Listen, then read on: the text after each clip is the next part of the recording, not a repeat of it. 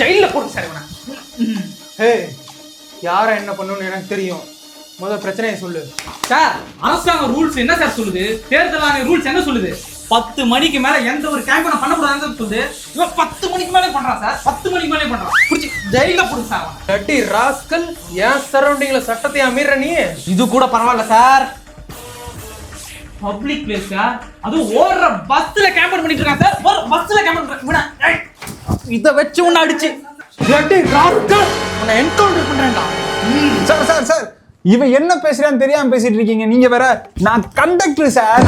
பஸ்ல விசில் அடிச்சு எல்லாருக்கும் டிக்கெட் கொடுத்தத பார்த்துட்டு டிவிக்கே சப்போர்ட் பண்றேன்னு நினைச்சு பேசிட்டு இருக்கா சார்.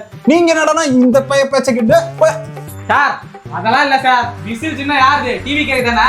அப்ப டிவி கேக்கு தானே பிரச்சாரம் பண்றான். போடுங்க சார், அந்த கண்ணு வச்சு போடுங்க சார். போடுங்க சார். ஏத்துங்க சார். டேய், என்கவுண்டர் பண்ண வேண்டியது அவன இல்லடா, ஒன்னடா. இது அண்ணியா?